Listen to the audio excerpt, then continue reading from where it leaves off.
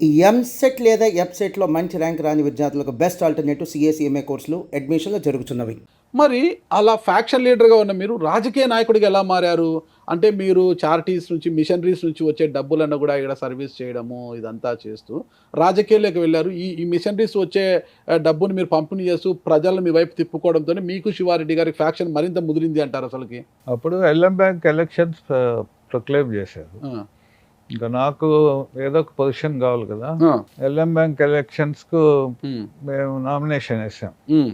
అది కూడా నామినేషన్ ఎట్లా వేసామంటే జనాలను తీసుకొని పోయి హ్మ్. 10 గంటలకు నామినేషన్ వేసి 11 మందికి మా వాళ్ళకు గౌతలను రానియకుండా ఆ! బాంబులతో అడ్డగిచ్చాం. ఆ! 5 గంటలకు మమ్మల్ని యునానిమస్గా ఎలక్ట్ చేశారు. ఆ!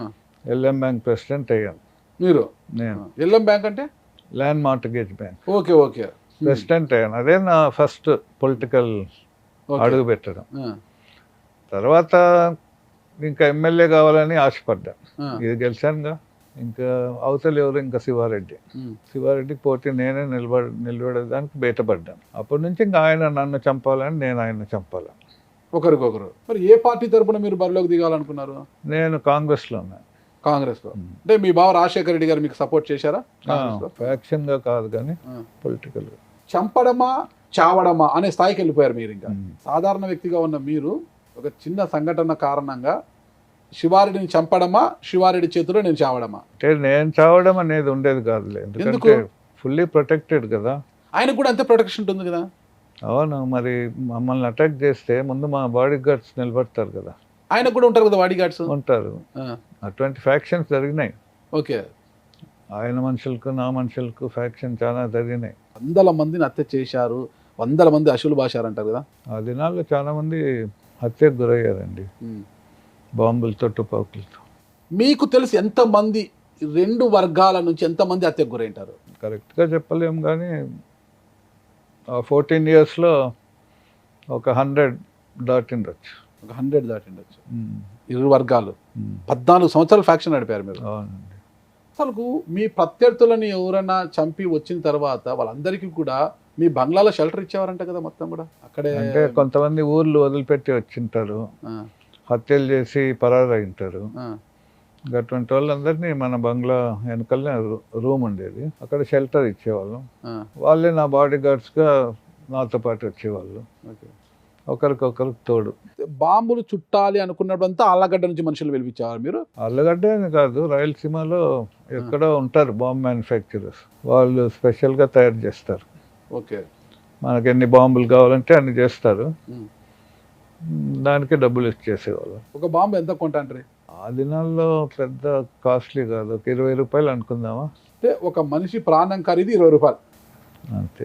ఈరోజు లక్షలు పోసినా మనిషి ప్రాణం నిలబెట్టలేని రోజులు ఇవి. అవును.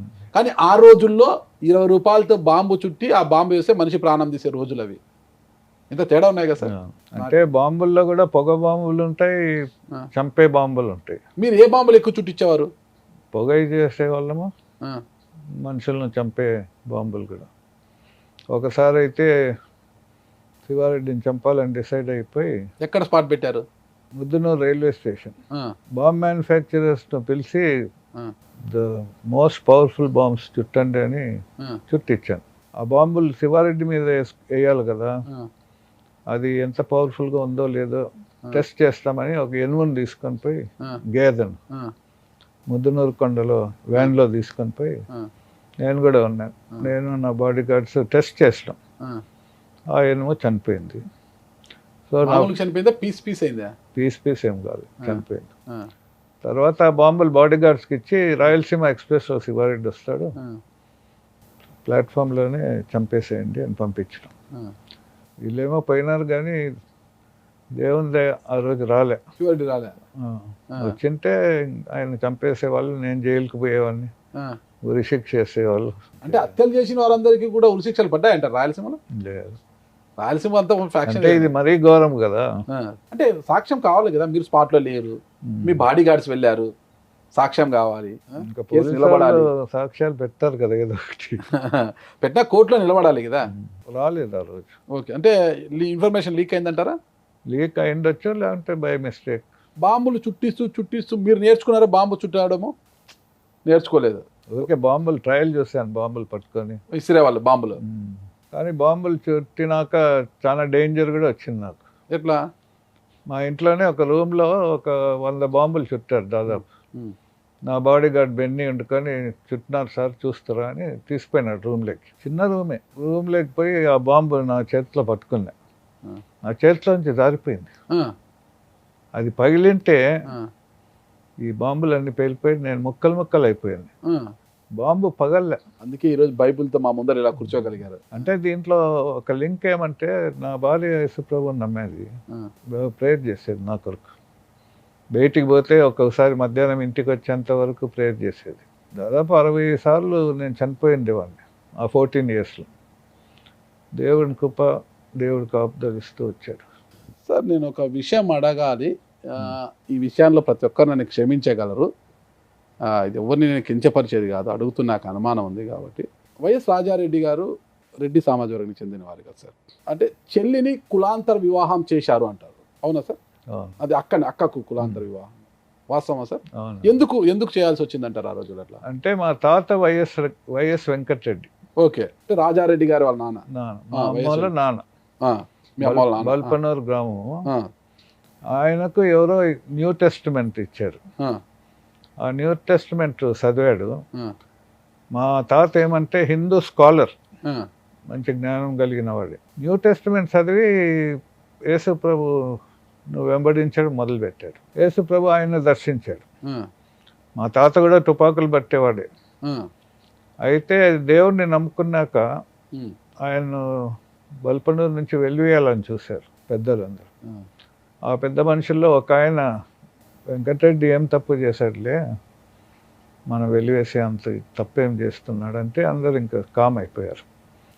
సో మా తాత మారాడు. ఇప్పుడు మాకు వైఎస్ ఫ్యామిలీస్లో వచ్చిన ఆశీర్వాదాలు అంటే మా తాత వైఎస్ వెంకటరెడ్డి వల్లనే మేమందరం ఆశీర్వదింపబడ్డాం. సో మా తాత దేవుని నమ్ముకున్నాడు కాబట్టి my mother also Christian marriage. అంటే చాలా మంది రాజకీయ నాయకులంతా విమర్శిస్తుంటారు కదా, రెడ్డిస్ ఎలా అవుతారు, క్రిస్టియన్ రెడ్లని, కొంతమంది ఇంకో రెడ్లని ఇట్లా విమర్శిస్తుంటారు కదా. ఎస్సీల ఇళ్లలో కూడా బంధుత్వాలు ఉన్నాయి అది ఇది అనేసి. దానివల్ల ఇదంతా పెద్ద రాజకీయంగా కూడా కొంత దుమారం రేపుతుంటది ఇప్పుడు కూడా రాజారెడ్డి కుటుంబం. మా తాతని బట్టి అందరూ క్రిస్టియన్స్ అయిపోయారు.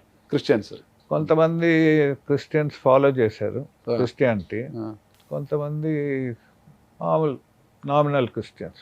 ఏమంటారు అసలుకి అంటే జమ్మలమడుగు వరకు బీజేపీ ప్రభావం కాదు, అది ఆదినారాయణ రెడ్డి దేవుడి వాళ్ళకు ఉండే ఫాలోయింగ్. తర్వాత యువతల క్యాండిడేట్ కూడా వీక్ కాబట్టి. ఎవరు? సుధీర్, డాక్టర్ సుధీర్ రెడ్డి. వీక్ ఏంటి? ఆయన 2019లో గెలిచాడు కదా. ఇప్పుడు మనుషులు కూడా 5 ఏళ్ళు ఒకరుంటే నెక్స్ట్ 5 years కొత్త వాళ్ళని చూస్తాంలే అనుకుంటారు. ఓకే. ఇప్పుడు చంద్రబాబు నాయుడు వచ్చాడు, అంతమంది ఓడిపోయాడు కదా. జగన్ ఓడిపోయాడు, రేపు రాడని ఎట్లా చెప్తాం? ఆదినారాయణ రెడ్డి గారి ప్రభావం ఎంత ఉన్నా గుర్తు తెలియాలి కదా ప్రజలకి. కమలం గుర్తు మీద మీట నొక్కాలి కదా, బటన్ నొక్కాలి కదా. ఈ కాలంలో అన్నీ తెలుసండి.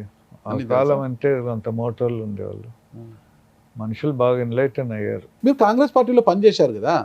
ఈరోజు కాంగ్రెస్ పార్టీ పతనావస్థకు చేరుకొని బీజేపీ 3వసారి ప్రధానిగా నరేంద్ర మోడీ గారు ప్రమాణ స్వీకారం చేశారు. బీజేపీ 3వసారి అధికారంలోకి వచ్చింది. ఎందువల్ల అంటారు అసలు? ఎందువల్ల అనేది తెలియదు కానీ బీజేపీ వెరీ స్ట్రాంగ్ అయిపోయింది, అంతే కదా, national wide. At the same time Congress week అయిపోయింది. తర్వాత Modi is a very strong leader. ఆ స్ట్రెంగ్త్ ఇప్పుడు రాహుల్ గాంధీ పొందుతున్నాడు. Is becoming strong. ఓకే. ఒకప్పుడు అది కాదు. ఒక few years 2-3 years back Rahul Gandhi was very weak. Now is becoming a strong politician. సరే, కాంగ్రెస్ పార్టీ దేశ పరిస్థితి ఎలా పెట్టినా కూడా ఏపీలో భవిష్యత్తులో కాంగ్రెస్కు పూర్వ వైభవం తీసుకురాగలరా మీ కోడలు? అంటే సెంటర్లో కాంగ్రెస్ పార్టీ ఎంత బలపడుతుందో వాళ్ళ కార్యక్రమాలు పార్టీ తరఫున ఆ కార్యక్రమాలు ఆంధ్ర ప్రజల్లో జరిగితే ఆంధ్ర ప్రజలు కూడా కాంగ్రెస్ పార్టీని గుర్తించుకుంటే దేర్ ఇస్ హోప్. సుమన్ టీవీలో మీ పర్సనల్ అండ్ బిజినెస్ ప్రమోషన్స్ కోసం కింది నెంబర్కి కాంటాక్ట్ చేయండి.